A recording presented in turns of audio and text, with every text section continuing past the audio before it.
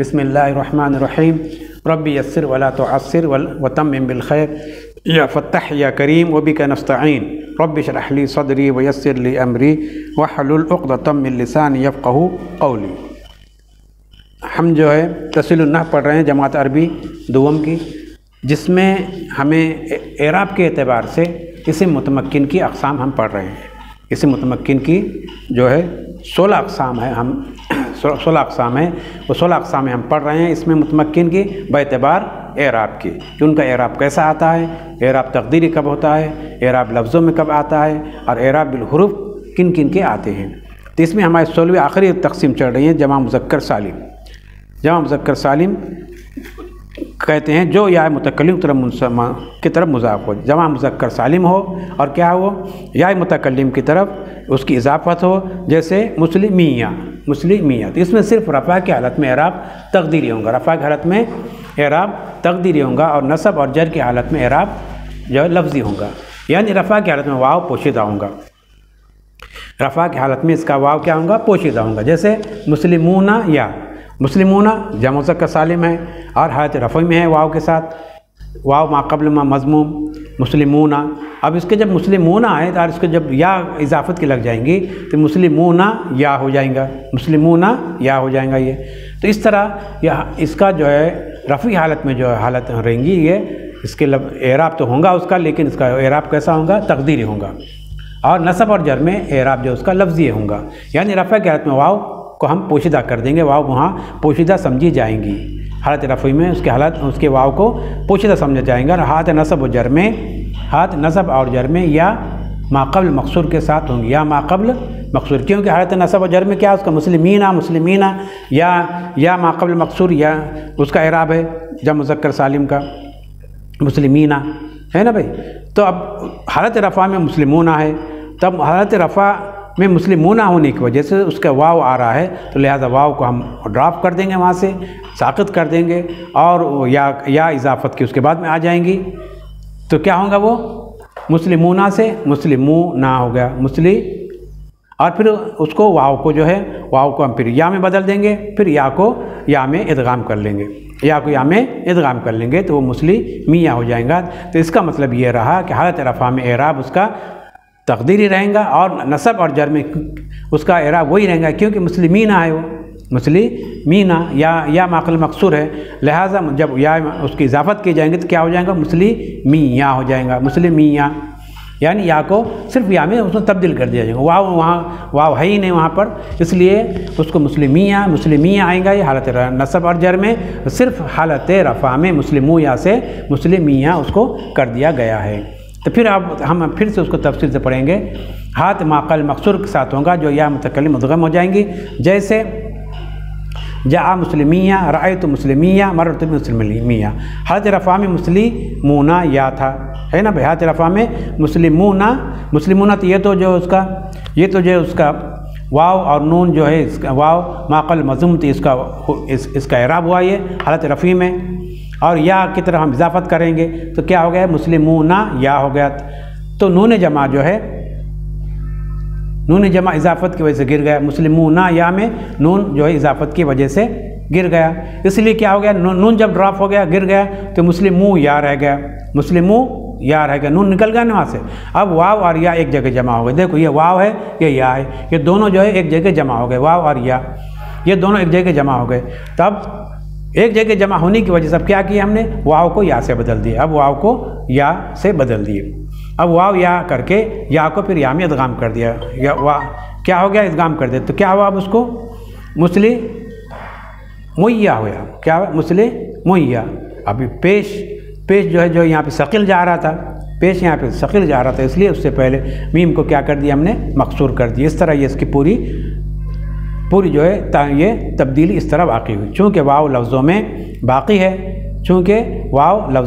है, बाक़ी नहीं रहा, इसलिए एराब इस हालत का तक़दीरी होगा, एराब इस हालत का क्या होगा, तक़दीरी होगा। और या से पहले जो ज़म्मा उसको या की मुनासिबत की वजह से कसरे में बदल दिया गया, है ना। वाव यहाँ से ड्राप हो गया था, तो वाव ड्राप होने के बाद क्या हो गया था, ये मुस्लिमू या था, मुस्लिम या को यहाँ फिर बदल दिए, मुस्लिमू या हो गया। तब ये मीम के ऊपर पेश था, जम्मा था, तो इसको ज़ेर क्यों दिया गया, या की मुनासिबत की वजह से, क्योंकि शकील जा रहा था, मुस्लिमू या शकील जा रहा था अदायगी में, और ये शक्ल को दूर करने के लिए क्या किया गया, या की मुनासिबत की वजह से मीम को ज़ेर दिया गया, कसरा दिया गया, कसरे में तब्दील कर दिया गया। तो क्या हुआ, वो मुस्लिमिया हुआ, मुस्लिमिया हालत नसब और जर में उसकी असल की मुनासिबत, उसकी असल की मुस्लिमीना या थी। हालत नसब और जर में मुस्लिमीना या, यानी मुस्लिमीना तो उसकी हालत है, और या उसकी इजाफत में हो गया, मुस्लिमीना या हो गया थी। तो नून इजाफत की वजह से, नून जो है नून इजाफत की वजह से गिर गया, नून इजाफत की वजह से गिर गया। क्यों कि आपका कायदा है, जब नून जो है इजाफत की वजह से, तस्निया का नून, जमा का नून जो इजाफत की वजह से गिर जाता है, नून इजाफत की वजह से गिर गया। क्या हो गया यहाँ पे, नून मुस्लिमी या हो गया। उसके बाद दो या जमा होने की वजह से दो या जमा हो गई, दो या नून गिर गया, मुस्लिमी या हो गया, मुस्लिमी या हो गया, दो या जमा हो गई, दो या जमा हो गई तो उस या का या में इदगाम कर दिए। क्या हो गया फिर, या का या में इदगाम हो गया। क्या हो गया, इदगाम हो गया, मुस्लिमी या हो गया।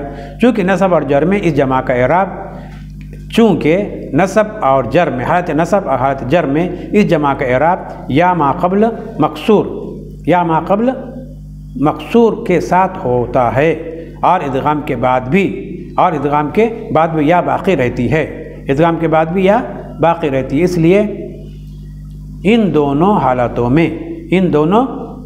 में एराब लफ्ज़ी होगा, इन दोनों हालतों में एराब लफ्ज़ी होगा, क्योंकि यहाँ या बाक़ी है, सिर्फ नून यहाँ पर ड्राप हो गया इजाफत की वजह से। जब इजाफत के नून ड्राप होगा, दो या जमा हो गई, फिर या को या में इदगाम कर दिए, तो क्या हो गया, मुस्लिमिया हो गया।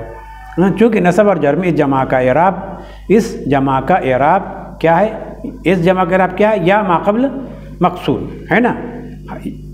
जमा मुज़क्कर सालिम का क्या एराब है, या माक़ब्ल मकसूर होना चाहिए हाथ नसब और जर में, तो वो बाक़ी है, या माक़ब्ल मकसूर बाक़ी है। लिहाजा इन दोनों का एराब क्या हुआ, इदगाम के बाद भी या बाक़ी है, इसलिए इन दोनों को हालत नसब जर्री में क्या कहा जाएगा, एराब लफ्ज़ी कहा जाएगा, कि इन दोनों का एराब लफ्ज़ी है, इन दोनों का एराब क्या है, लफ्ज़ी है। तो इस तरह ये इनका एराब लफ्ज़ी आ रहा है, और उसका सिर्फ एराब तकदीरी समझा जाएगा हालत रफ़ा में होने की वजह से। तो चलिए, ये हो गया हमारे आज का सबक। तो अब इसके बाद है सवालात, इसके बाद अब सवालात है, सवालात आपको हल करना है। सवालात उन्हें नहीं दिए गए, तो सवालात जो है हमें इसके बिस्मिल्लाहिर्रहमानिर्रहीम। तब आपको सवालात हल करने हैं। ये सवालात जो आप अभी अपने जो पढ़े हैं, 16 किस्में जो पढ़ी है इसकी, इसी मुतमक्किन के एराब की, इसमें तमाम सवालात इसी के दिए गए हैं। सबसे पहले सवाल है, इसी मुतमक्किन की तारीफ़ बताइए, इसे मुतमक्किन किसको कहते हैं। तो हमने इस सबक में पढ़ा कि इसे मुअरब और इसे मुतमक्किन दोनों एक ही के नाम है। मुतमक्किन यानी जो हर एराब को जगह देने वाला, और मुअरब के माने हर एराब को कबूल करने वाला, तो दोनों की एक ही है। इसे मुतमक्किन की तारीफ़ भी वही है जो कि इसे मुअरब की तारीफ़ है। आया समझ में। तो एराब के एतबार से इसकी कितनी किस्में हैं, इसे मुतमक्किन की तारीफ़ के बाद बताइए कि एराब के एतबार से उसकी कितनी किस्में, किसकी, इसे मुतमक्किन की। तो कितने किस्में पढ़े आपने, ये 16 किस्में पढ़े आपने, 16 किस्में आपको बताना है। आया समझ में। चलिए अब नंबर 2 सवाल, मुफरद मुनसरिफ सही और कायम मकाम सही और जमा मुकस्सर का क्या मतलब है। इनका मतलब क्या है, मुफरद मुनसरिफ सही, कायम मकाम सही और जमा मुकस्सर का क्या मतलब है, उनका एराब क्या है, इनका एराब क्या होता है। हर एक की मिसाल भी बयान कीजिए। अच्छा भाई, मिसाल जो है अपने तरफ से नई मिसाल बयान करना है, आप किताब की मिसाल देना नहीं आपको, तो ये लिखकर हमें बताना है, हम देखेंगे, आपको चेक करेंगे, और मिसाल किताब में की नहीं देंगे, बल्कि आप मिसाल अपने दिल से समझकर नई मिसाल आप पेश करेंगे, लिखेंगे। इस किताब में जो मिसाल लिखी हुई है, जो दी हुई, वो मिसाल आप नहीं तहरीर करेंगे। आया समझ में। और उन पर एराब जारी कीजिए, उन पर एराब भी लगाइए, मिसाल भी दीजिए और उस पर एराब भी ले जाए। तीनों हालतों में किस तरह का एराब आएगा, हालत रफ़ी में, हालत नसबी में, हालत जर्री में क्या क्या एराब रहेंगे, ये एराब आपको बताने हैं। नंबर 3 सवाल, जमा मुन्नस सालिम और उसका एराब बताइए। जमा मुन्नस सालिम और उसका एराब बताइए और मिसाल देकर उसकी वजाहत कीजिए, है ना।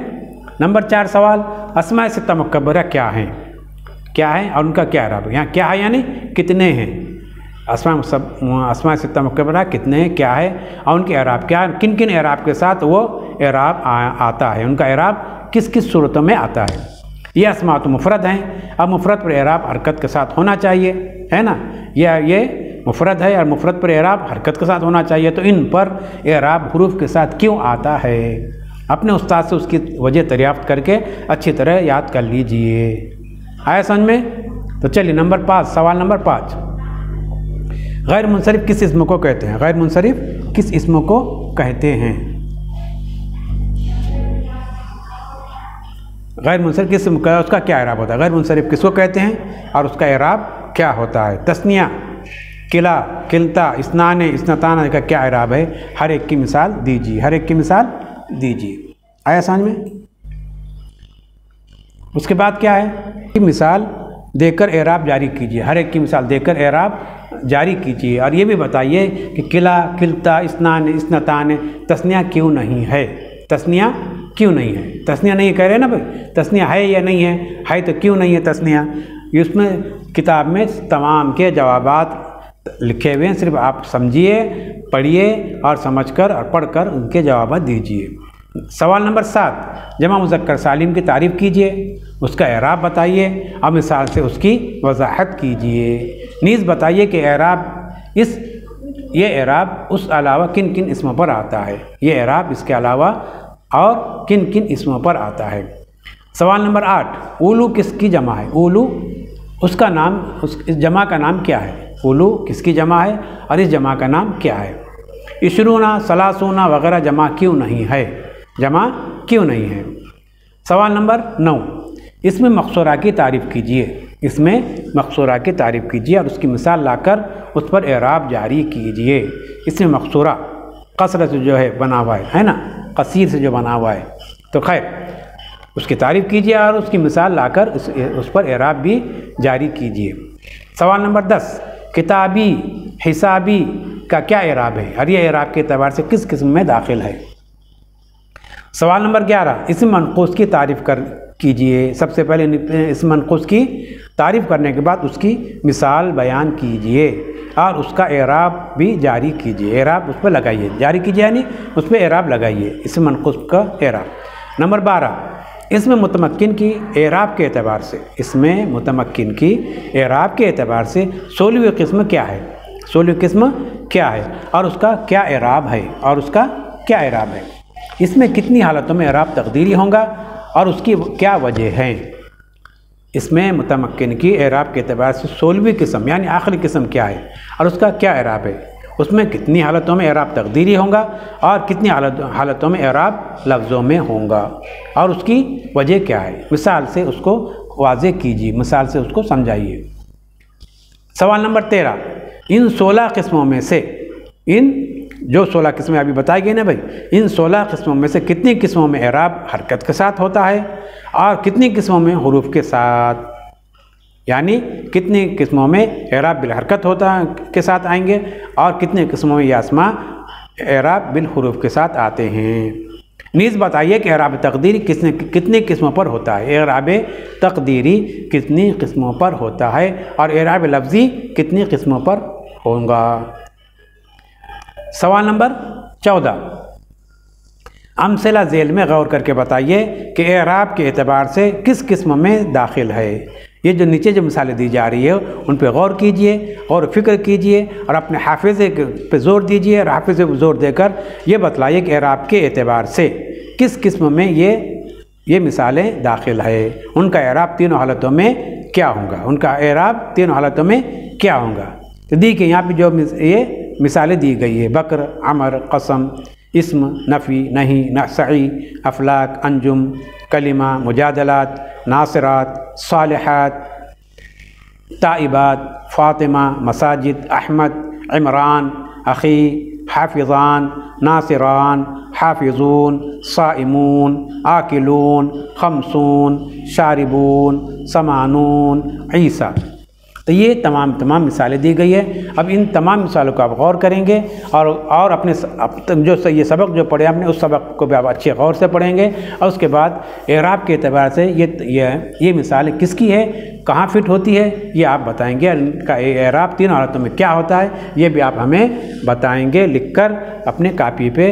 बस यहीं पर आज का सबक ख़त्म हो रहा है। व आखिरु दाअवाना अल्हम्दुलिल्लाहि रब्बिल आलमीन। इंशाअल्लाह आइंदा फिर सबक हम पढ़ेंगे। यहीं तक आज का सबक होता है।